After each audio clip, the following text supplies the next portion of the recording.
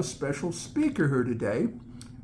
Her name is Hannah Maloney Johnston, and she is an expert in Marietta history, and she is going to, the subject today is the naming of Dobbins Air Force Base. There's a human being behind the name, and we're going to learn all about him.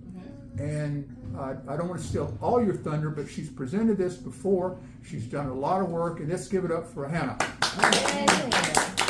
And one thing before you have the floor. Thank Hannah. you. Hello, everyone. I would like to ask that we keep questions until the end. I have presented on this topic before in May. I presented a version of this to the Cobb County Genealogical Society. And I kind of, before we get started, want to explain why I chose this topic and why I've spent so much time on it. About 2 years ago, I took over the old Marietta page from Davis McCollum, who passed away, another MHS alumni. And a constant help to me has been Mary Lou Cagle. And we were on the phone one night, and she asked me if I knew who Dobbins Air Reserve Base was named after.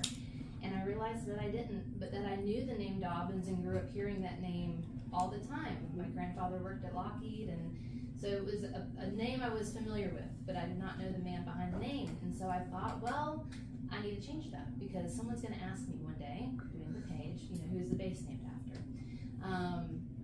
And that brings me to the first thing I did was, after I Googled his name, was, well, I need to find a picture of this young man, because there were no pictures on the internet. Actually, I take that back. There was one picture.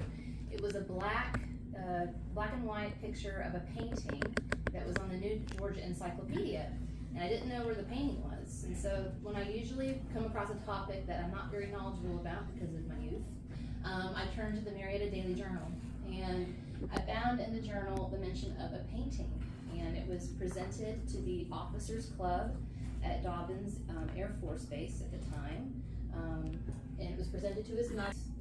Behold, it's not really easy to get someone on the phone at Lockheed, because I knew that the house that used to be the Officers Club has been torn down. It was the old Sicily house, and it was built before the Civil War, and that's currently Lockheed property, so that's why I started with Lockheed. No one knew what I was talking about, and then I thought, well, maybe it ended up at the base. No one at the base knew what I was talking about. And I thought, well, that's not right. He's a local hero, and I want to know where this painting is.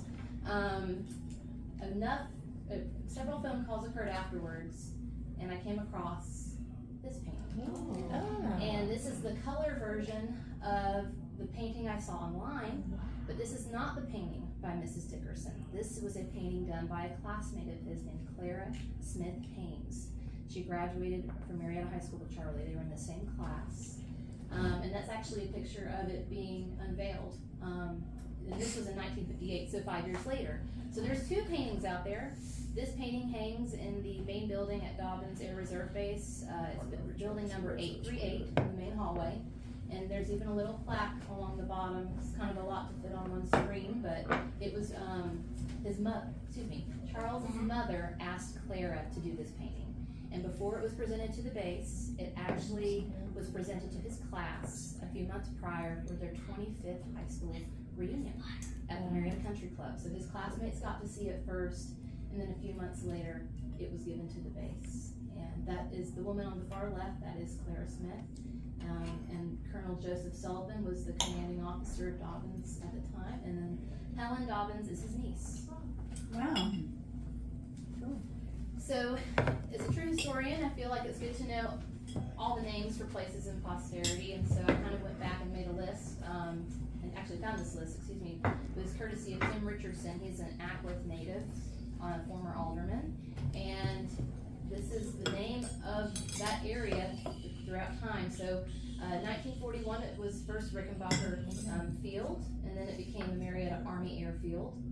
Then in 1948 it became a full Air Force base, and it was only Marietta Air Force Base for about 2 years until it was renamed Dobbins. And since 1950, that base, whether it was a full Air Force base or reserve base, has been known as Dobbins. Now in 1950, the Air Force started a memorialization program. They wanted to rename bases that had city names or county names after people that perished during World War II. And kind of put a little synopsis up there, but it said basically they wanted to name it after either officers or airmen in the Air Force who performed heroic feats or had outstanding service. This picture up here is actually a picture of Charlie's unit. In the back of that, oops, put the little there we go. That's actually them briefing the paratroopers, because that was what Charles did. He dropped paratroopers during the invasion of Sicily. So I don't know if he's in this picture, but those are the pilots briefing the paratroopers, and I thought it was appropriate. Now, when I did this presentation originally, there was a big focus on genealogy. However, genealogy or genealogical resources and historical resources kind of can blend a little bit. And so these are some of the resources I used. First is census records. So the last census record that Charles Dobbins showed up in was the 1940 census in Marietta, Georgia. He was 24 years old, living at home with his mother Ethel and his brother Pat. It says Pat Moore. Moore is his middle name. His name was Patman, or Buddy. That's his brother's nickname. They all lived together. Ethel was a sales lady. It says department store. She worked for Saul's on the square. Oh my gosh. What was her name? Ethel. Now how do you know all this stuff? Well, I've spent about 2 years researching this. So a lot of time. I contacted, and we'll get into this resource as well, but I started to call actual people and speak to cousins. Oh, you sound like Ralph. So, yeah, but I can see, so since Charles is listed second, he was a clerk for an insurance company. It even lists how much he made every month, which I think is interesting. Wow. And his brother Patman was a secretary for Ford Motor Company in Atlanta. But census records are great. If you've never looked at your own family on a census, I highly encourage you to do it, because you will find some very interesting things. You see who's living together, what they're doing for a living, how much education they've had. It's just a really great resource. I love census records. Another record, it is a record that I used, was draft cards on Fold 3. Fold 3 is an online military database. And I was able to pull the draft card for not just Charles, but we are going to talk about the other people that were nominated for the renaming of this base, because Charles was not the only nominee. There was about 7 or 8.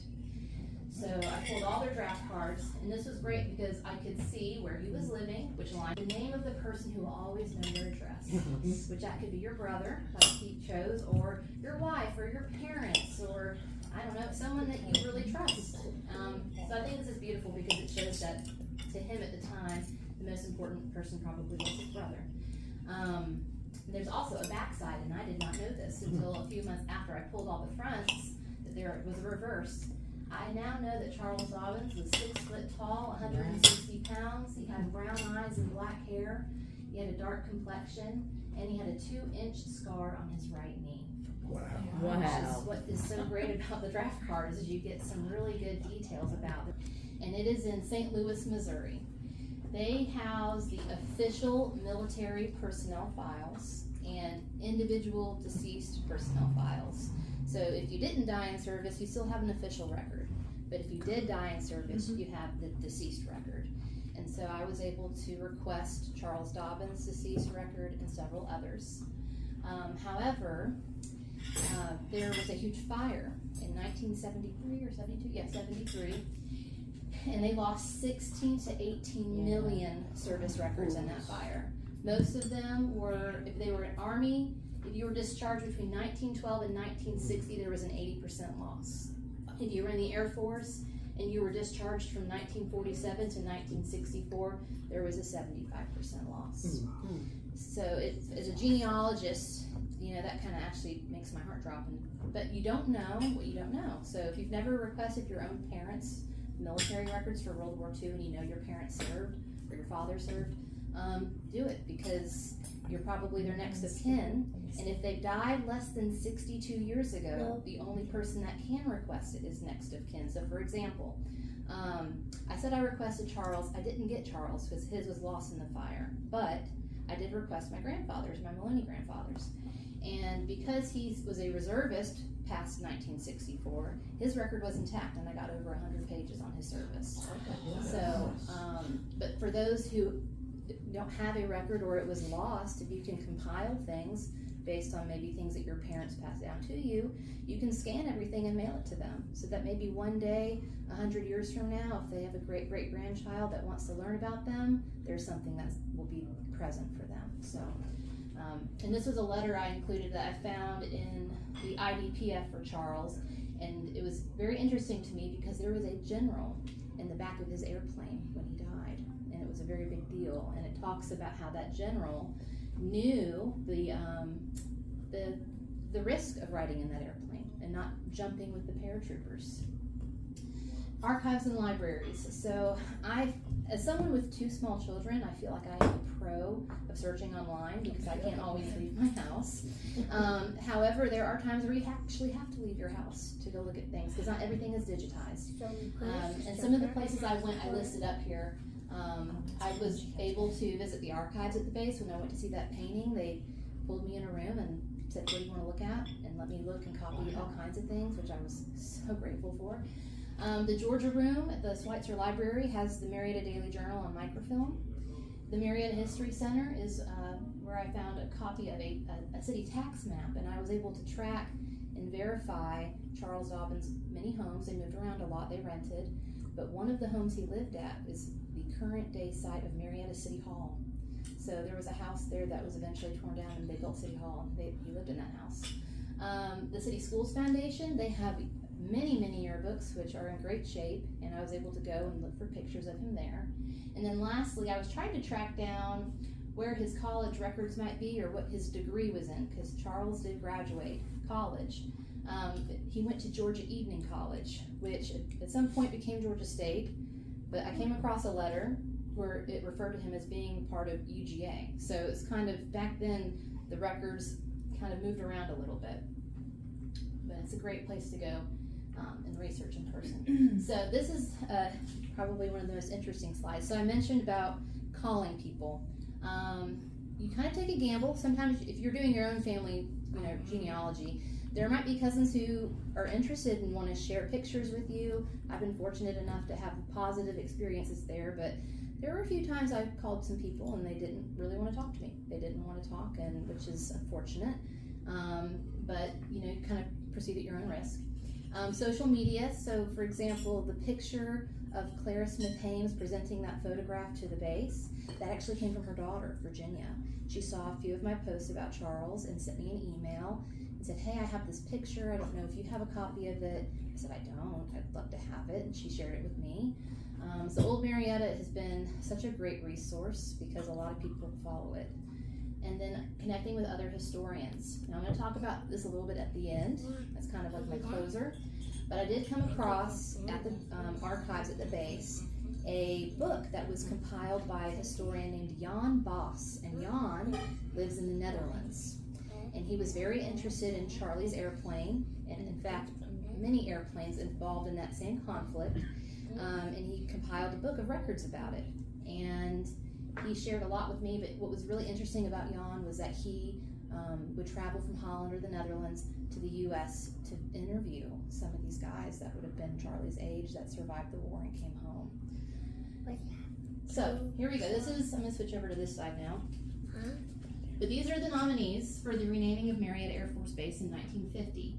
The first is a pair of brothers, Charles and Morgan DeFore, William Colley, who went by Billy, Henry Elliott, Robert Clinkscales, Charles Peacock, Jimmy Monteith, and lastly, Charles Dobbins. Now, I do want to say, if you see a star next to someone's name, that means that they were not recovered. They are MIA or KIA, but had not been recovered for burial. So Charles and Morgan were actually McNeils. Their mother was a McNeil, Julia McNeil of McNeil Marble Company. They lived in Marietta as youths. They didn't graduate Marietta High School. They attended a few years, but they eventually moved to Florida. Charles entered the service from Florida, while Morgan, for some reason, he came back to Atlanta. I haven't quite figured out why. And then let's see, Charles served in Europe while Morgan served in the Philippines. Now, what was really interesting about this too is, like I said, I went out on a limb several times to try to see if I could track down some of their family members. And I found a grandnephew for these guys. And he told me that when Charles flew on his last flight, he had a gut feeling something was wrong with the airplane. And he goes, something's not right with it. I need y'all to look it over. And they're like, no, it's fine. And he went out on that flight and crashed in a dense fog. And then Morgan's airplane actually crashed into a mountainside in the Philippines, and he was not a pilot, he was a radio operator. Now Charles was not recovered, so he is memorialized on the tablet of the missing in Rome, Italy. But Morgan was recovered from that crash site in the mountains and was buried in the Manila American Cemetery. And both of these young men were nominated by Lloyd Harris, and Lloyd Harris used to work for the Marietta Daily Journal, so I have a feeling that he probably knew their mother and nominated them for this honor. All right, the next nominee is Billy Colley. He was from Elberton. He went to Elberton High School and North Georgia College. He commissioned as a flight officer in '44 and left for active service in '46. He is actually the only nominee that flew or participated in World War II and came back home. But he died in 1948 when his airplane took off from Marietta Air Force Base and crashed in Virginia. He is buried in Elmhurst Cemetery with his parents. And this was the only photograph I could find of him, but I almost felt like I liked it because he was in a group of guys from North Georgia who withdrew from college to join naval air training. And they called themselves Hell's Angels, so they gave him hell. All right, this young man, I could not find too much about Henry Elliott, but he was also not recovered. He was from Atlanta. He worked at a printing company with his father, and his wife was 5 years older than him. And they married on Christmas Day in 1937. He was a rear gunner on a B-24 and died in July of '44 on his 4th air mission over Germany. He was nominated not by a singular person, but by an American Legion post in Atlanta. And I have not been able to verify if there's a connection because it's called Bolin Elliott American Legion, and his last name is Elliott. I'm thinking there might be, but still not confirmed. All right, Robert Clinkscales. He was from Decatur, Georgia. He graduated from Druid Hills High School in '35 and Georgia Tech in 1940. I couldn't get all these pictures. I found a lot of pictures of him. He was most handsome when he graduated high school. He was a very good looking young man. But his airplane died he died when his plane in 1944. A Japanese airplane rammed into his airplane, slicing the wing off, and it killed all 12 crew members.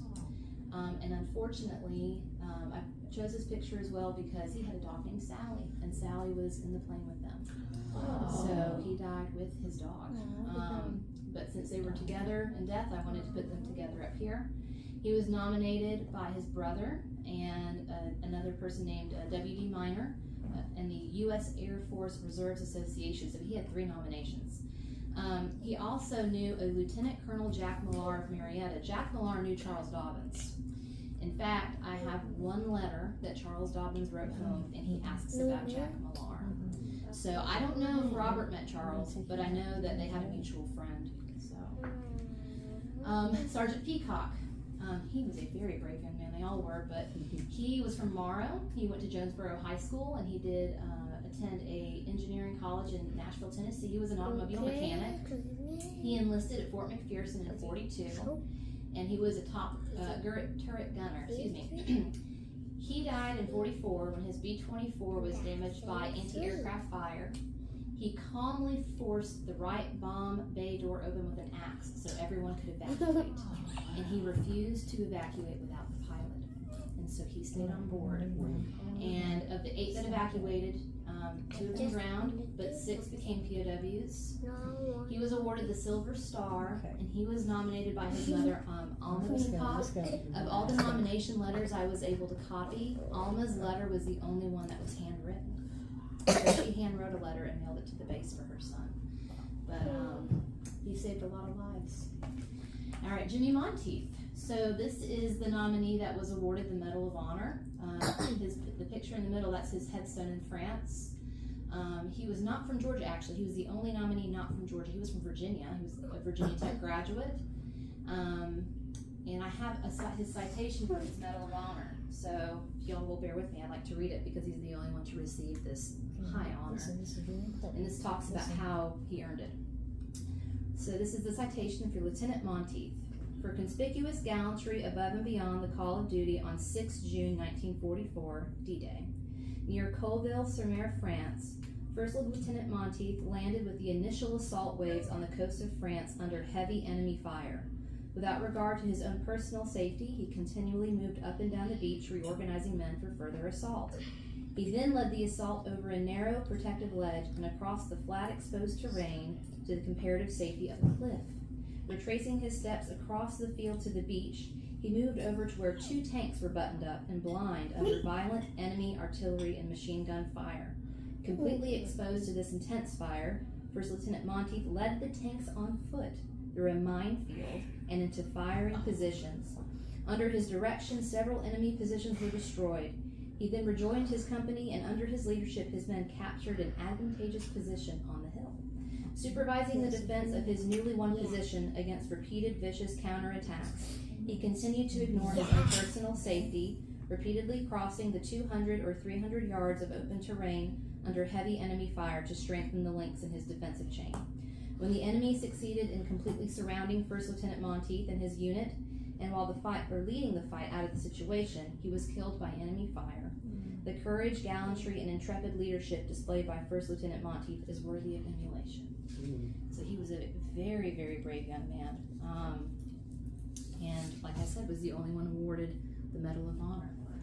So he's actually pretty famous. Virginia Tech will send groups to France and take pictures with his headstone, and I think he has a few things named after him at his local college. He's very notable. And this, ladies and gentlemen, is Charles Dobbins. This is our graduate from Marietta High School, and this is his senior photo. So Charles, or Charlie, I called him Charlie a little bit, but that was what he went by. He went by Charlie. He was born in 1916 to Patrick and Ethel Dobbins, his brother Buddy. They were raised by their mother Ethel. From adolescence to adulthood, he lived walking distance to the square. His senior superlatives were most sarcastic and most dignified, which to me tells me he was highly intelligent. You can't be sarcastic and not have some intelligence to you. He joined in October of 1941, and he completed his air training in May of 42, and he married a young woman named Jean Englehart the very next day after he received his wings. He was assigned to the 316th Troop Carrier Group in Milwaukee, Wisconsin, and was later sent to North Africa.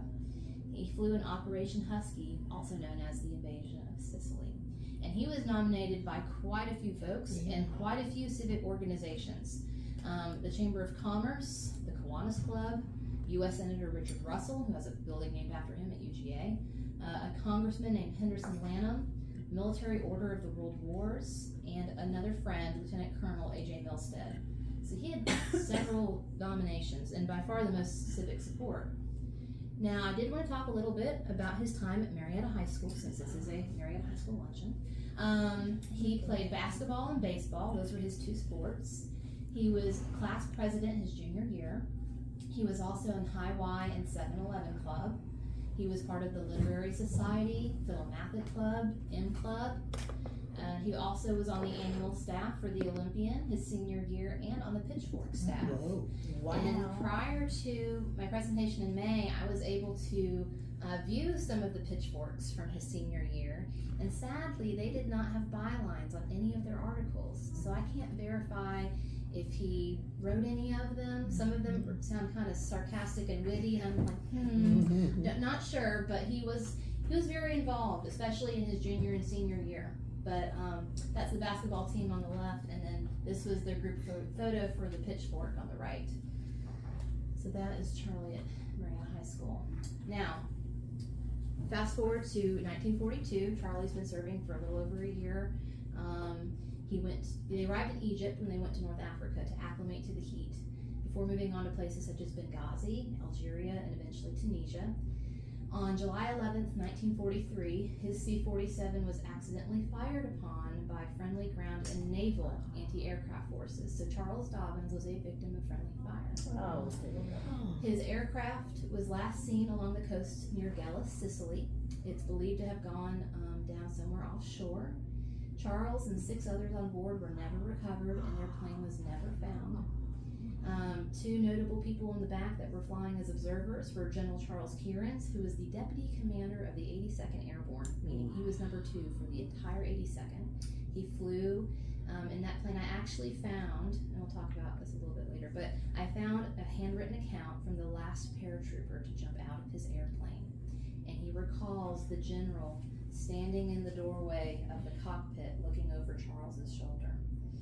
Because they flew through anti-aircraft fire, so I think he was trying to see how dangerous it was. But he was posthumously awarded a Purple Heart and an Air Medal, and he is memorialized on the tablet of the missing in Rome, Italy, and he does have what they call a cenotaph, that is a headstone without a body, in the Marietta City Cemetery. I have a picture of that at the end. But what was really unfortunate, though, about this whole friendly fire incident was Charles's airplane was one of 23 airplanes that were shot down by the American military. And up to that point, it was the worst friendly fire incident in World War II. They realized, now this took place before D-Day in France, so they realized before they were going to go to France, they were going to have to really reevaluate how they communicated, because if that were going to happen on a much bigger scale, they would have lost a lot of people in France. And this I included, now I did not include this in May, but I wanted to show it to you all. This is the map that indicates where his plane was last seen, and this was drawn by Captain Hibner, who flew a C-47 behind Charles. So when they got down and they realized that 23 airplanes didn't come back, they started saying, okay, well, who did you see last? Who did you see last? And they had all these guys draw maps and write accounts. And Edwin said that he was flying behind Charles, and Major Decker was the other pilot with Charles, that he saw them fly into this anti-aircraft barrage, lost sight of them, and turned back around to fly back to Africa. And then he said, I lost sight of them, I don't know what happened. But he drew that, so, which is actually very helpful in case anyone ever decides they want to look for him again, because no one has looked for Charles Dobbins since 1947. So, that is the map of his last scene. So, now we fast forward back to 1950 in Marietta. They announce this program. The nominations opened in January. This letter, or a letter, was sent to each civic organization of Marietta and the greater Atlanta area. He requested that these organizations submit one name of a deceased Air Force officer or airman, preferably a veteran of World War II or both World Wars. Names submitted were reviewed by a board composed of the commanding general, commanding officers, and the president of the Air Force Reserve Association. The board recommended several names to higher headquarters, aka the local guys had narrowed it down, but they sent all the final names to Washington, D.C., to the Pentagon, because they had to approve that.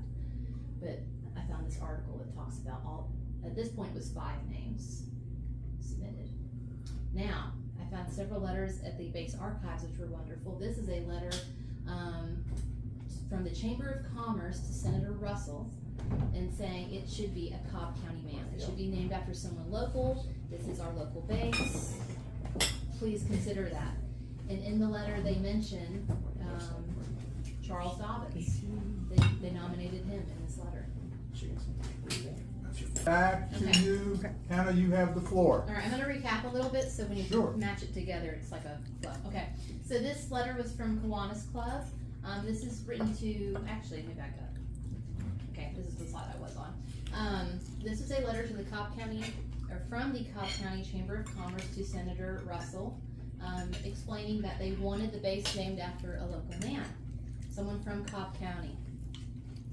This was a letter from Kiwanis Club nominating Charles Dobbins specifically. I'll read it because I know it's a little small. It says, I'm pleased to advise that our group joins other Marietta and Cobb County organizations in requesting that every possible consideration be given to the name of Captain Charles M. Dobbins. I was also able to copy this letter from the archives at the base, and this was all compiled by that gentleman from Holland, by the way. He did a lot of the research. He made it easy for me. I'm very grateful to him. But this was another great piece of evidence that I wanted to include. Now, the decision. We know that Dobbins was chosen, but ultimately there was a deadline of February 2nd, so it was a very small window, like roughly 2 weeks of time to get your name in. And the decision was announced only 5 days later, so it wasn't like a long 6-month drawn-out thing. It happened rather quickly. However, Charles Dobbins had the most civic support. He was well known around Marietta. And even post high school, he stayed here. The only time Charles Dobbins ever left Marietta was to serve in World War II. He was very active in religious young people's groups. He would actually give sermons to the young people's groups at First Baptist and First Methodist. And he was what they call a Dickerson descendant. So the Dickersons were some of the first, or was the first family to settle in East Cobb. And so he had some old Marietta roots as well.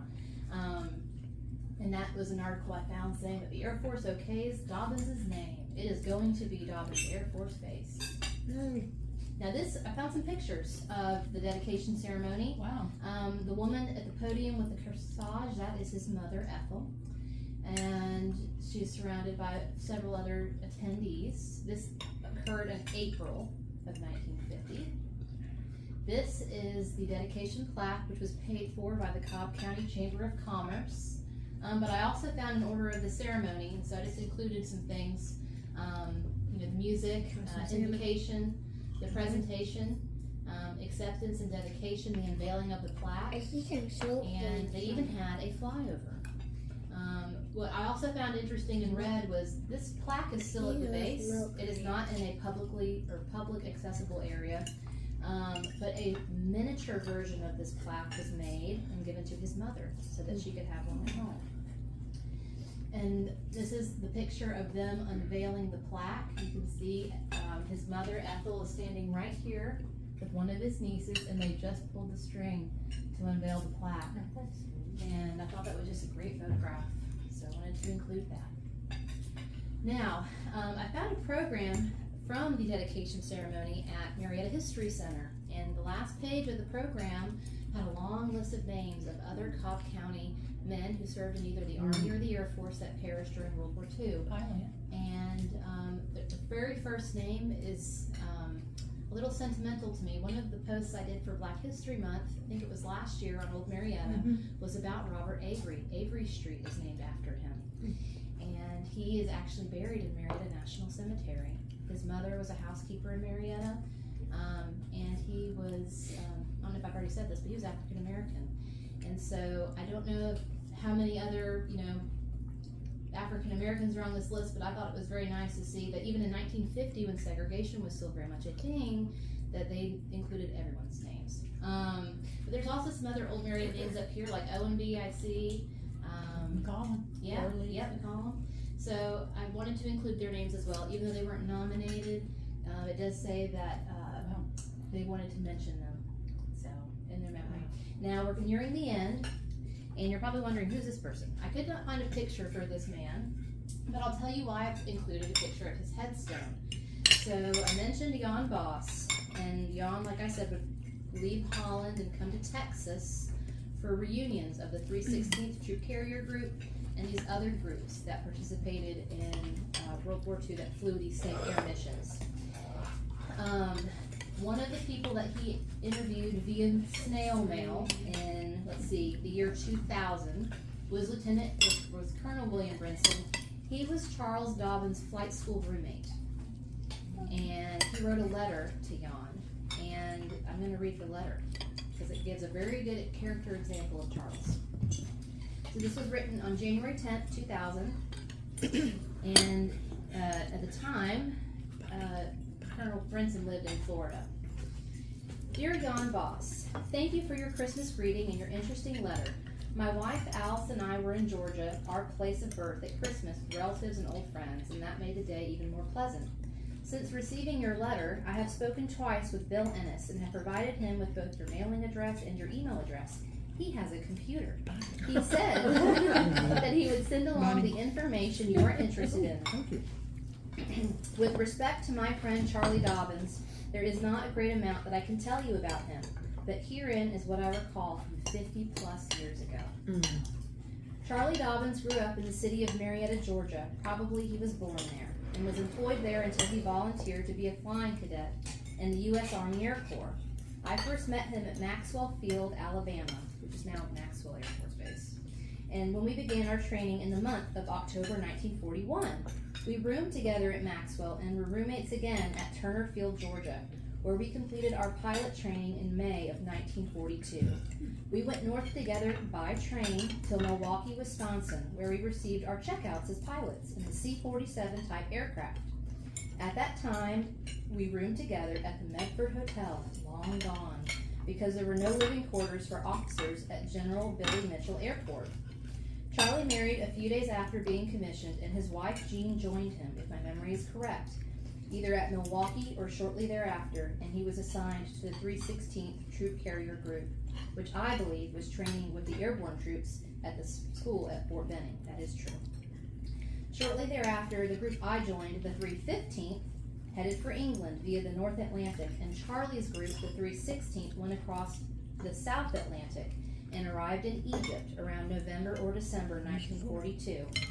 The 316th operated in that area until preparations were made for the airborne operations in Sicily, when they moved to Algeria and Tunisia. You know the rest of the story.